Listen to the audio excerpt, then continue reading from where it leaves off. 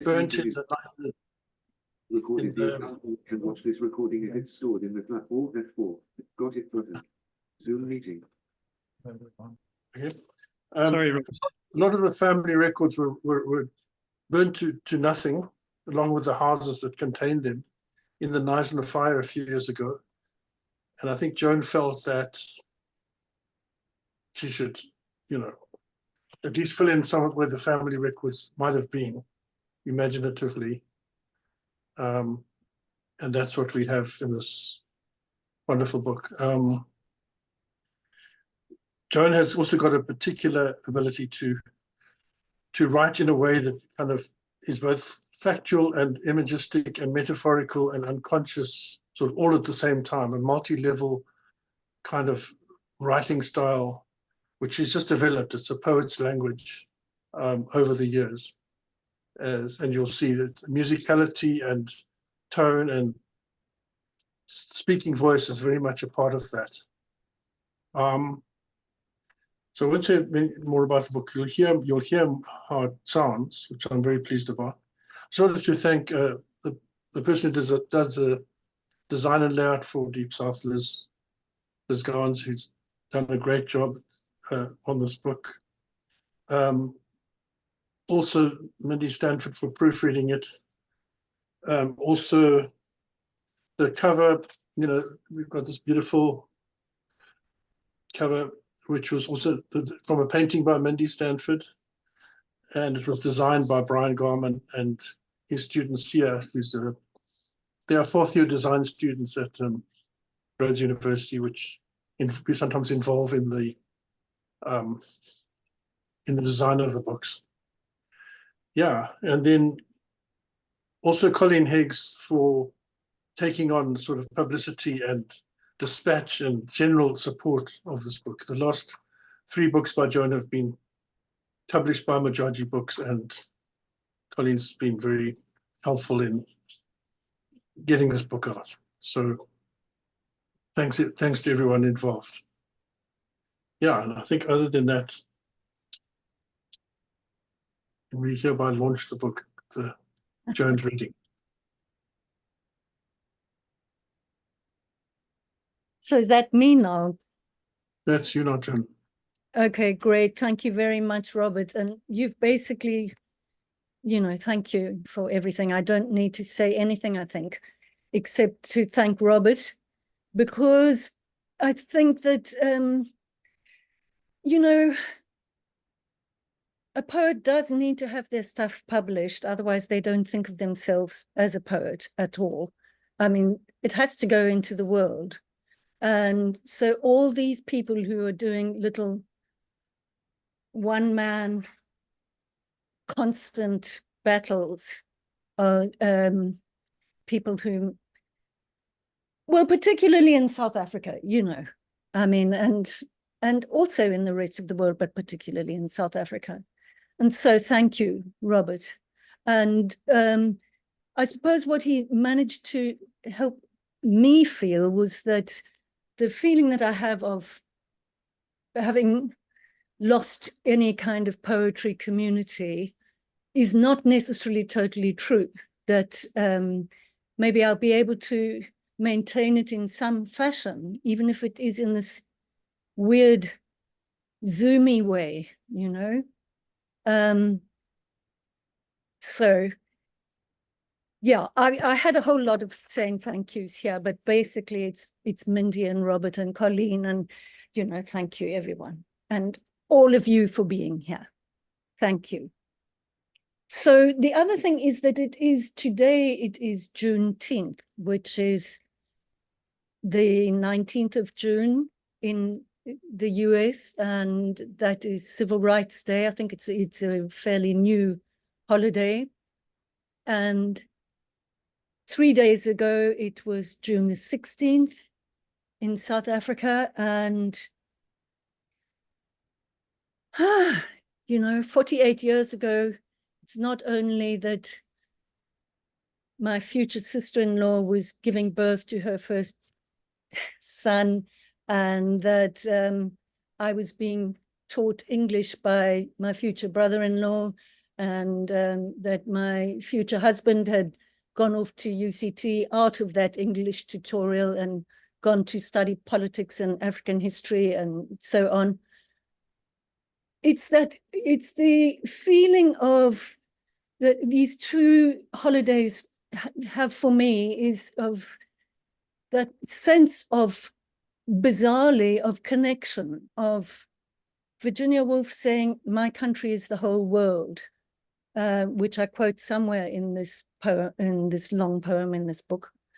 And, you know, I mean, you can look at that saying and think, oh, that's all very well for you, Virginia Woolf. You lived in a time in history in which you actually were living in a country that was most of the world, in the sense of the British Empire in Edwardian times. But we know that that's not what she meant, because in fact, the kind of aggression and aggrandizement and appropriation and conquering which the British Empire represents, and none of us, well, that did her in the end, I think. But what it has given us is English, and what we can continue to do is to use those resources which the language gives us to continue with our little wordy art, you know, making these artifacts that we hope will resonate with other people in other places. So even though I have no sense of country in any national sense anymore, no sense of real belonging in a community sense, except through my immediate family, I do have a sense of what I think this book is about in some ways, which is looking up and from underneath the underbranches at the light, waiting for some energy, connection, which is not simply national, etc. Okay, I think I've said enough, and I think I'm becoming quite inarticulate. But one of the things that, when I was sort of lamenting, what the hell am I going to do now? How will I ever write again? And so on. Joan Baker, who's a friend and also a writer, said to me, she reminded me that one of the things that I had said to her was, wait, you know, one has to wait. And in a way, looking at this book again, I think that one of the undercurrents, sorry, but one of the undercurrents is about waiting, and it's about how to wait with direction and energy. In other words, not waiting with a sense of irritation and what Keats called irritable reaching after fact and reason, but waiting with openness and a sense of energy, frankly. So here we go. I'm going to just start. Okay. Oh, but yes, what I did want to say in relation, Robert said, could I please just say something about the trajectory of the whole book, which I think maybe he said more about than I need to, but it was written when I had recently moved to England, or not so recently. We'd been there for 3 or 4 years. But it was written in a place called Ashbarn in Devon. And Ashbarn is the name of many little rural places, you know, and they are called after, Ashbarn is a name that is given because of ash trees, not because of fire. And yet, for me, of course, that sense of shelter had, at the same time, a sense of shelter after fire because of what happened to in Neisner to our place and Dave's and all of that. Okay. But so the here and now of these poems is Devon, Ashbourne during COVID. But of course, as Robert said, the thing about it is that what is here and now is quite difficult to distinguish. Quite often the past sort of bleeds into the present. And that's not only through old habitual patterns of thought and imagination, but more, I suppose, more energetically, it's the sense of carrying that stuff with you, which can provide something to go forward from or with. I hope my poems are a little more articulate than that, but there you are. I'll start. It's written in a number of sections, and this is the last poem of the first section, page 23.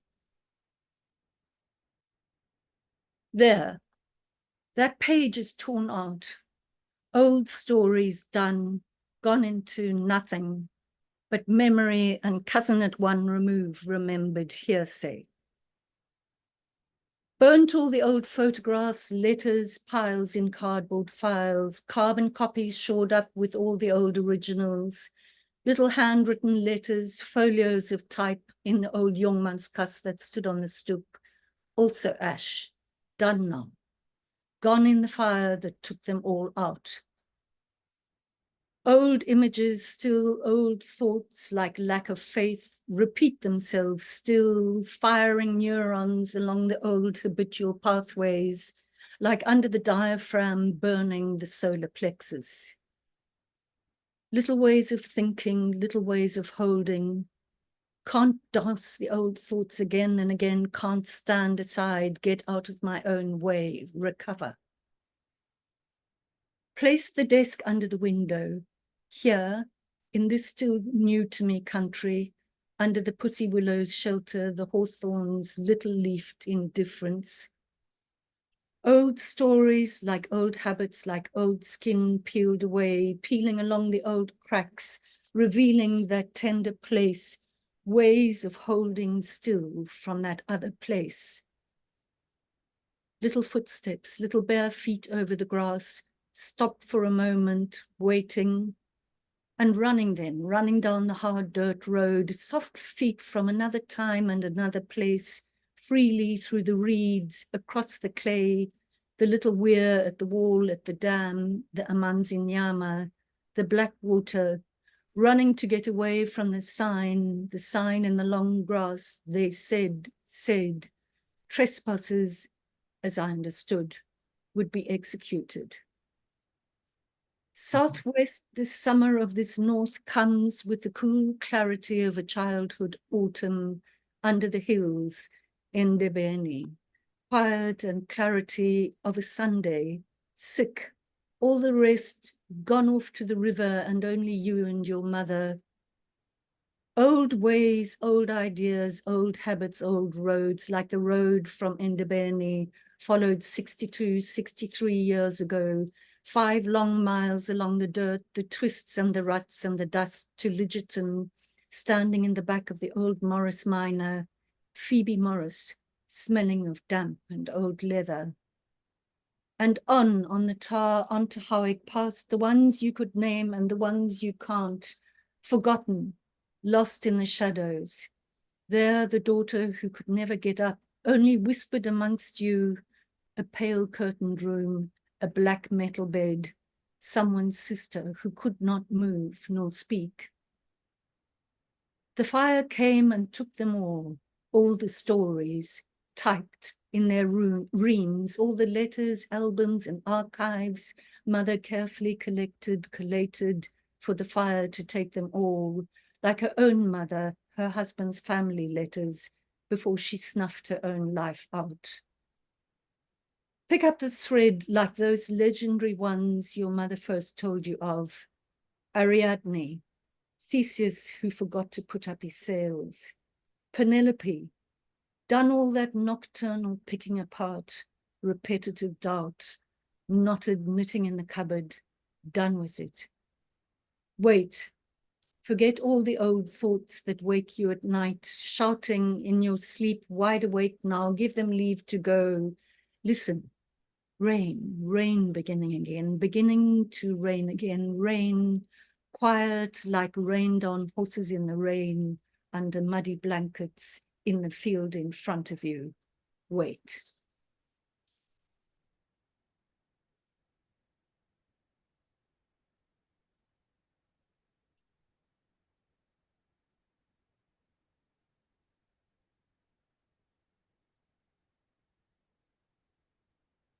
Sorry, I seem to have lost.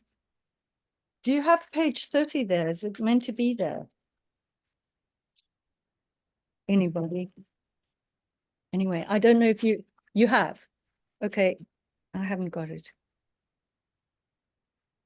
This is section 2.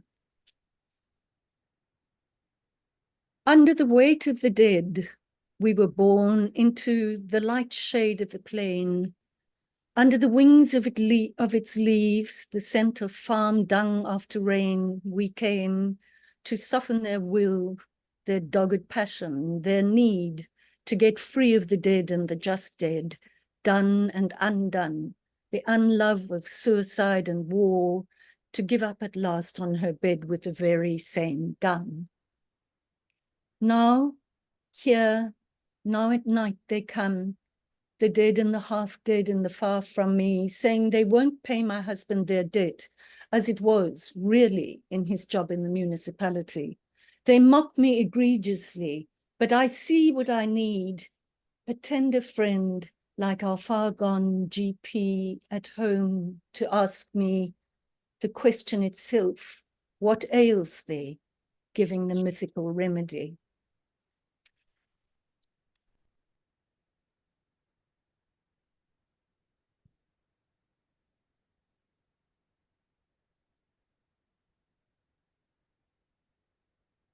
It appears when, have you got this one? I haven't got the poems in the, I haven't got the screen share for some reason. So I'm just hoping that I'm not confusing everyone. Hi, Okay. Joan, I'm sorry. I'm trying to retrieve that. I don't know what's happened to it. I opened it and it's gone. I'll keep looking. Okay. Did I send it to you again, Ed? Okay, so I'll just read. Maybe try that. Sorry. And no, it's fine. Okay. So page 32. It appears when you least expect, barefoot up from summer silent rest, stand still, wait, step back as if everything were real and you weren't imagining anything. Everything to be expected. Face it. Move away if it doesn't move at all, if it refuses to shift. Wait if you can't get back to the door. Wait for as long as it takes. Wait for a frog looking for shade, wanting the internal cool. Where is your father? Even then, where is he? Why can't he lift you out of the way? Shut that door firmly. If you are looking out as you were when you were 7, riding across the bridge, and on the other side the willow like Medusa's hair, alive, can it be what you think you hardly dare, look into the branches, writhing, as in that stone-staring face you've faced obliquely, you've made yourself glance at slantly, quickly turning the page and finding out, heart like Pegasus' wings beating together, comfort your mare, murmur into her mane, it's all right, they won't harm you, they're little, let them be, let them wait. It waits, still coiled on the carpet under the desk.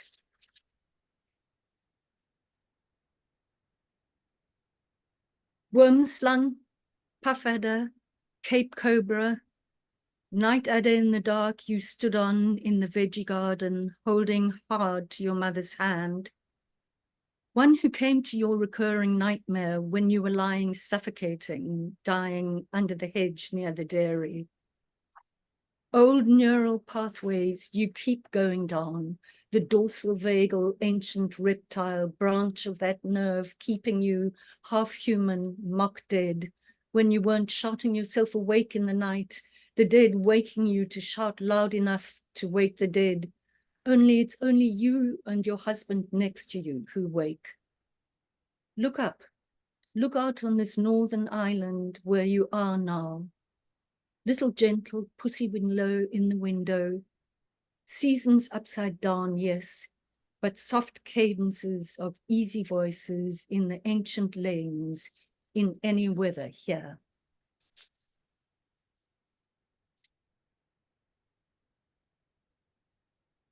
The view of the valley, the slow snaking river, the sea, where we built our house, the light in the rafters turning the roof upside down into the hull of a coracle, an ark. Once my mother had rowed herself out all night down that river of night, out to the mouth, to the sea.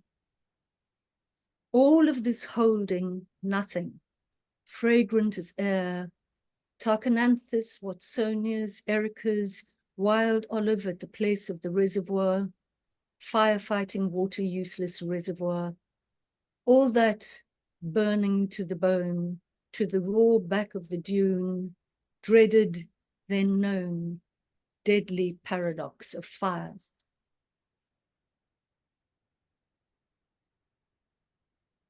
Then this is from the next section, and Red Wheelbarrow, I think, will be pleased to know that the third line refers to a poem by William Carlos Williams in his book, Journey to Love, which is called Asphodel, that greeny flower. I think it's called that as well. Of asphodel, that greeny flower, I come, my love, etc. Okay. So it's a poem about writing poems as well as anything else, which lots of these are. I wanted to make it something, as if I were making my way, a journey to love, like making love, like not only like asphodel, that greeny flower in Journey to Love, like a road trip, the long meanderings like dirt tracks going there and back to the Cape from a trip to the Lowveld via Klokkelaan, as we used to joke, a story that gets somewhere eventually. Everyone bored and asking you to get there, get on with it, missing the dip through the dip, windows wide, dust and sun, time for a moment, taking you freely there. I told the ones I found myself virtually among, I told them about Klokkelaan in the Free State and the sadness, the freight of that, free. Zooming in detail in this writing group, wanting to help me, they tell me to take small steps. 4 lines only, 4 words for the journey, like Sydney's with how sad steps. What I haven't told them, what I miss most about home, the moon and its rising over the dune, over the valley, liquid gold in the river. I told them of the 200-million-year-old hills that lie like 200-million-year-old ancient lizards, likkerwans, as you come back from the Lowveld via Klokkelaan through the eastern Free State, the Karoo. I thought, I'm not only thinking about some ancient creature mock dead, half alive, more like the paradox of where I've just been, what's taken with me on the journey home. Cold-blooded crocodiles allowing themselves to sun themselves on the dry bed of the Luvuvu, like my own arms resting on my stomach, supine. Leave the long way round for your novel, they quip. How can I make the connection, the confluence clearer? Can they understand how close the confluence, how close these crocodiles lie to the warm, naked legs of the fishermen of the Limpopo? In the end, I finally get it. Give them what they want. Arrival, terminal baggage bus out.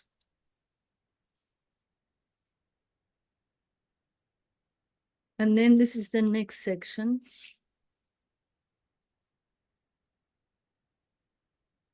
Opa George, and if I turn softly, suicide grandmother unknown Joan, and if I turn obliquely, I hear them come softly through the lockdown, here next to the sound of the washing machine spinning.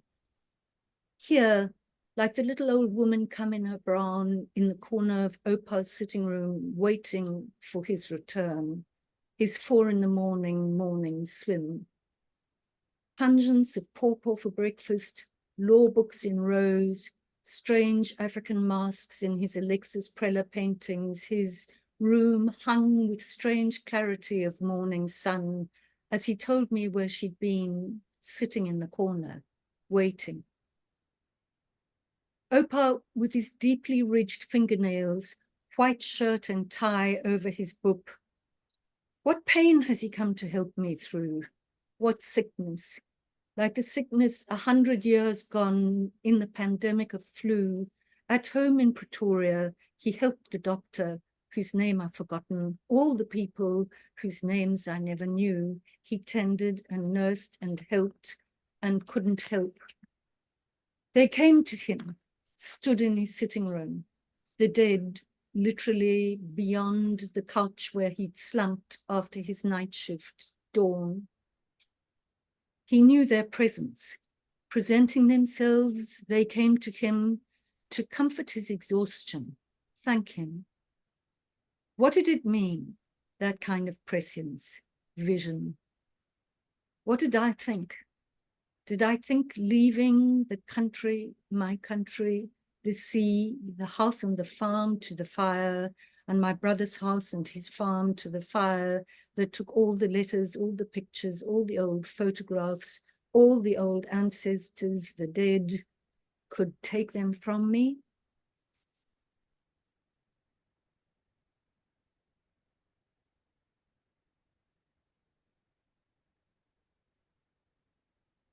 So the next bit, few are from section 3, which I thought of as a section called Bits and Pieces.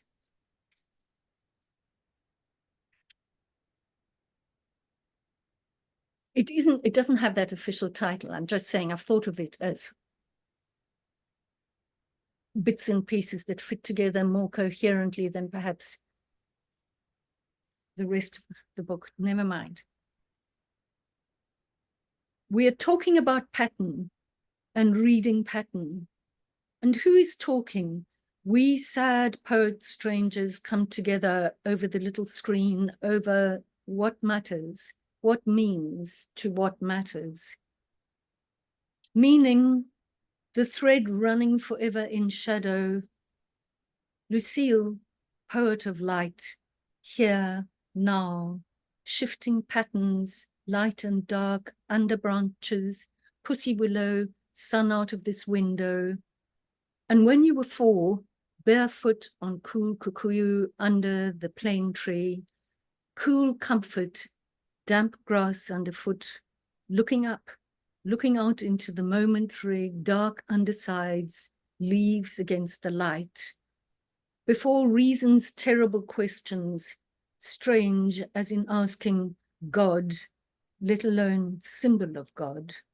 At school in standard 3, sweating over transubstantiation, weird as hell. You can't possibly really think that. Your mother, while she is driving, and you are trying to tell something you only feel like the shadow of shadows shifting. 9, standard 3, numbers, now more than bonds, tables, now this strange infinity, eternity. And now God's body becoming bread, becoming body, but even more weird, word. No words yet even for weird, nor for surreal, let alone after all these years, Christ, prototype, archetype, archi-image, your daughter calls pattern after Kierkegaard's call. Let me tell you, strangers, in that moment, only sudden sweat on the seat, sticky skin and visceral constriction.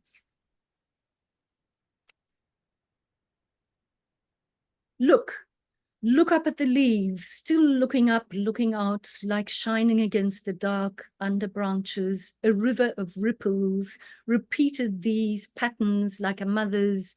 Here I go again down that old river of dark. She let herself out all night in that terrible trickle from the temple, pooled in the mattress the men wanted to burn. Years later, burnt with everything else, the past and its lives up in flames. But look what I have here. On the other side of the earth, pictures of kids in canoes. There they go down that river the day after the memorial, into the shadow where the old man's beard drips out of the milkwoods into the sun.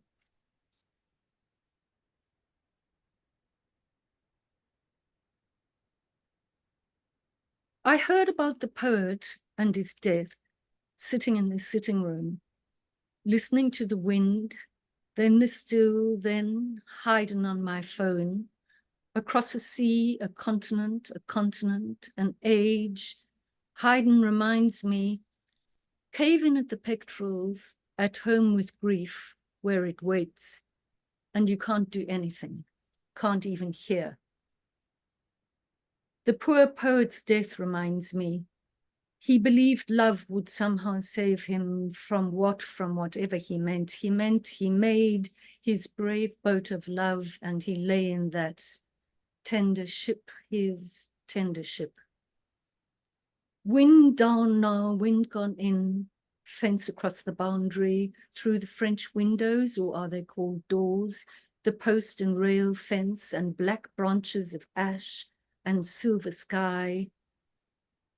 Poor poet, remind me how to look even here on the other side of the earth, see from under the dark under branches, across the long grass, as if from out of a child's picture book, a legend of love, tender, alert, alive, muzzle and antlers, clear as a symbol, dear heart, heart's companion, like my own grandson, my own heart, even across the sea, a continent, my own age, my own companionship.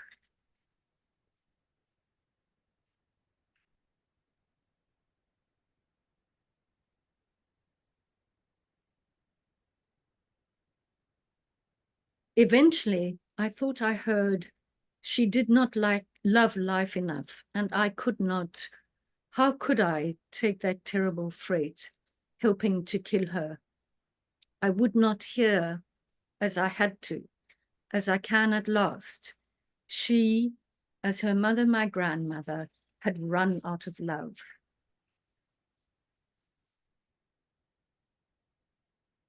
Spanish immersion, new pencils and crayons, first lessons, first sweepings across the strings of the violin, and asking for a sticker to take home to her brother, picking tomatoes she has grown to take to Frankie, piecing her own quilt, patches of pink and frozen. These are the loves her mother is showing to Cora, her daughter, my granddaughter, ways my daughter, Frances, free woman, is showing to love, my call. My darlings, wish I were with you, wish I could come to you, my newest one, Isaac Tando, Tando, Maibuya, love you to bits and pieces.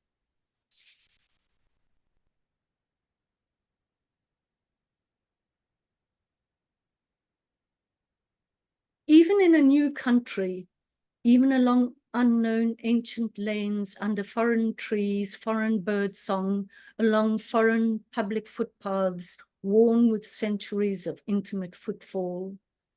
700 of years gone, they came up this hill for the woad for their wool. Wadden, it's called still, and Barton for the house that was the homestead. Along the ridge, the wall, and behind the wall, the Lord, straight out of my own ruled, hard-covered, brown paper-covered Middle Ages Standard 3 history book. A continent, an age, 11 official languages and their histories away. The gate at the dam in the dip, the sign as if from my own childhood, slow ducks crossing. While you're walking, thinking of something else entirely, they come up on you, running feet, the ways worn with the footsteps of the dead, and now, like lost children, come again running.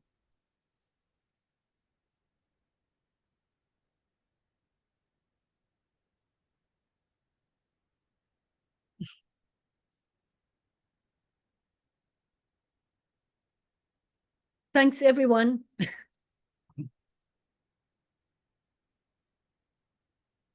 Thanks, Joan. It was a really powerful reading. I would like all of us to please just take a moment to clap and let Joan know that we heard that reading.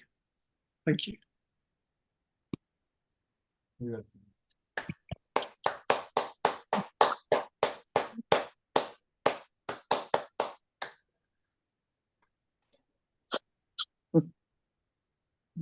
Okay, so this is the Q&A section of the evening. So if anybody has questions for Joan or for Robert, please signal this by raising your hand, or perhaps better still, using the virtual hand, because there are quite a few people in the room. And yeah, I see we have a question from John already. So John, would you like to start us off? Yes, Joan. Is this from a book? And what's the name of the book and where can I get it? So the book is Under Dark, Under Branches. Sorry, is it showing up, Robert? No. Hold it still, and let it, I'll put it on the chat just now, where to get it and what's Okay. the that will name be, of the book. Yeah. I loved it. Thank you. you. Thank you.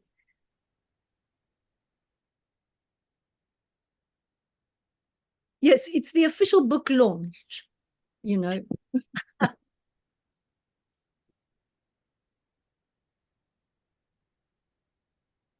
Is there anyone else with a question? Jacques, you'll have to unmute yourself. Jacques has a question. Zoom meeting. I'm not sure that I can unmute myself. Can you hear me? Yes. Oh, Yes, okay. you did.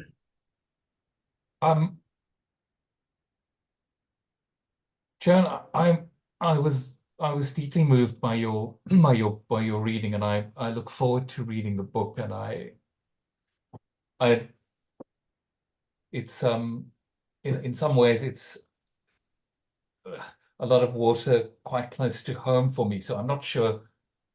I'm not sure that I'm going to be articulate, but there's a beautiful paradox, or there's a paradox at the heart of the book, that there's a sense of loss, and at the same time there's the sense that we have to get out from under the weight of the dead, and that the loss is also somehow liberation.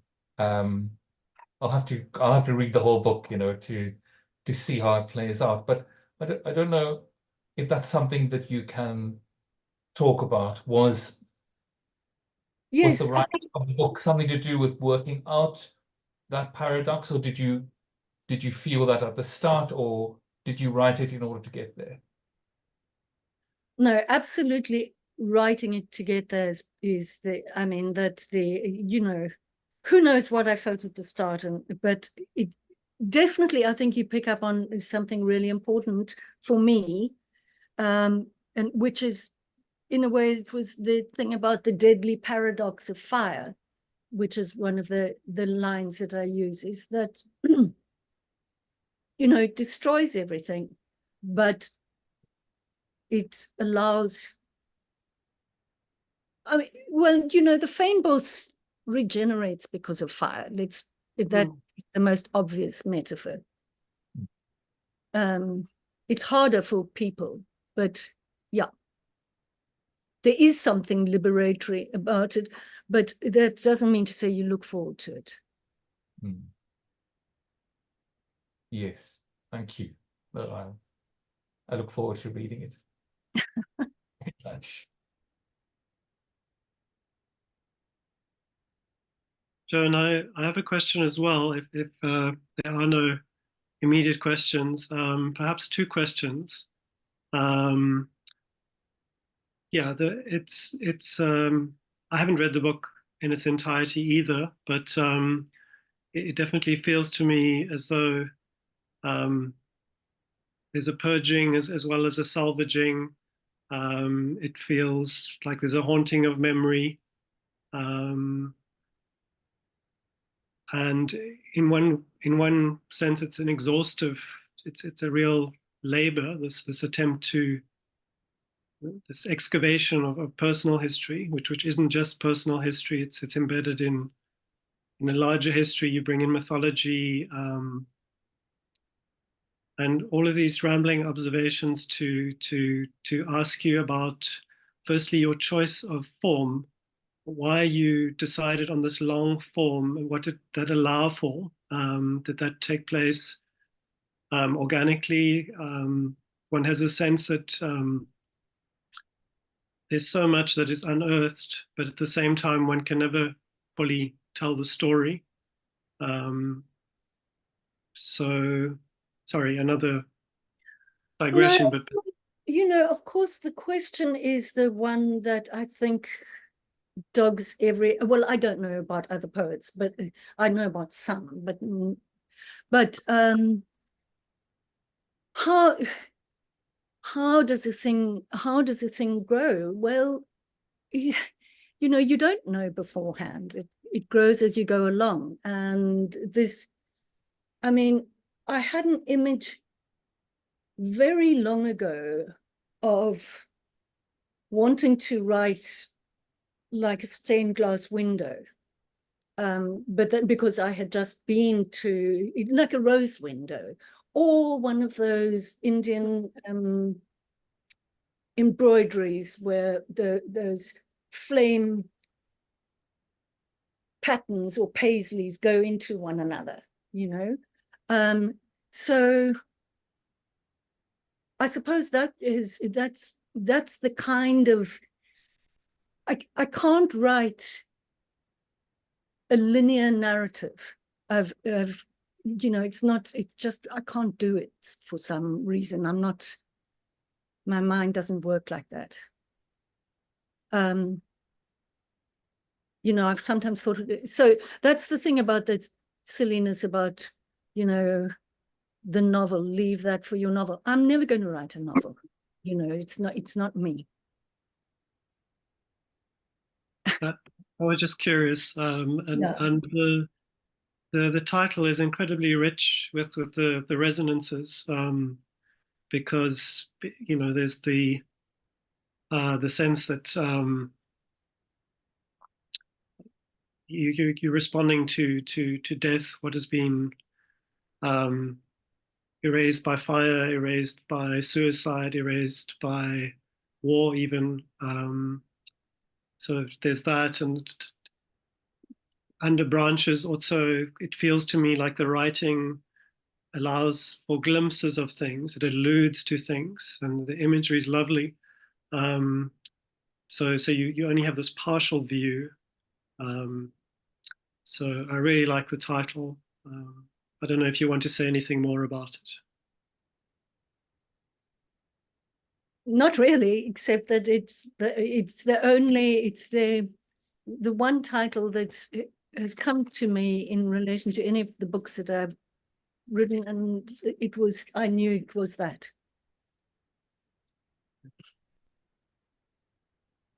Thank you. Does anyone else have questions for Joan? I think Ingrid has a question. Waving my hand because I don't know how to technically put that very, very final hand on. I agree. It's not a question, it's really a comment. And Joan, I've already read your book, and I think it's absolutely marvelous, a luminous book full of marvels.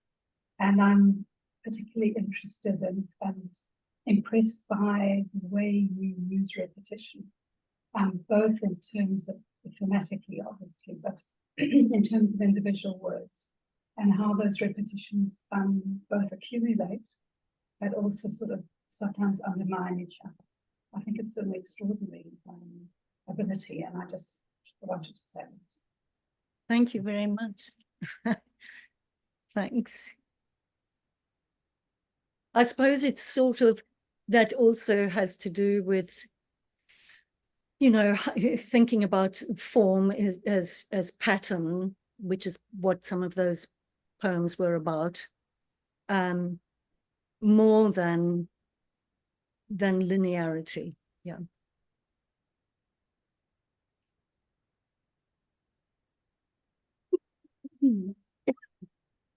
Okay. Does anyone else have any questions for Joan? Anything they'd like to comment on? Observation? Anything? Susan Alan? had a hand up. David, I think you must unmute yourself. Am I unmuted? Yes. Joan, I love the reading and terrific, and I'd like to get hold of the book. Just wondering the extent to which writing in a plague year, as it were, made any difference to this. Was COVID a determining influence of any kind of sort on this, or was the kind of isolation you were living in Devon a kind of perpetual isolation, and that COVID didn't really make that much difference? No, I think one and then the other. I mean, I think both things. I mean, when I actually really began to look at it properly was the summer of 2021. So it was when Michael wasn't, he had come here to America, and I couldn't because of my visa. And so I had that time, and literally being completely on my own, which was in some ways absolutely fantastic, because it was like my own writer's retreat. But it's hard to remind yourself of that it's okay to use your time just for that. Yeah.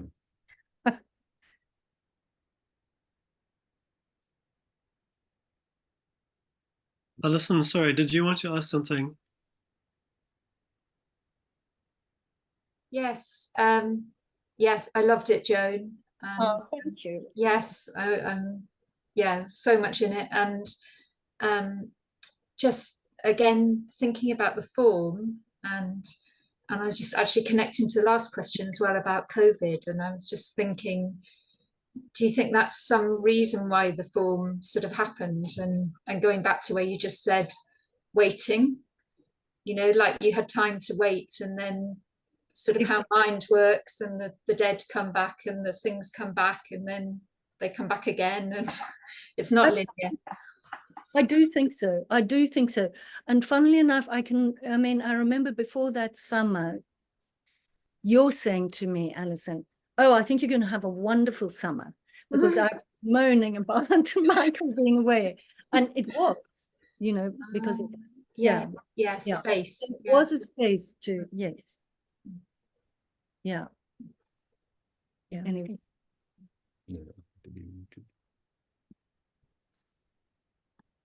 Okay. I don't think we have any more takers, so yeah, I think we can wrap it up for this part of the evening, and give Joan one last round of applause for what she shared with us, and come back in about 5 minutes. It'll be 8:30 South African time.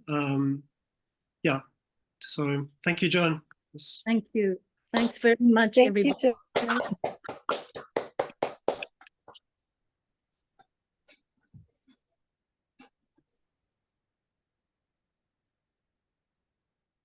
Thanks, Joe.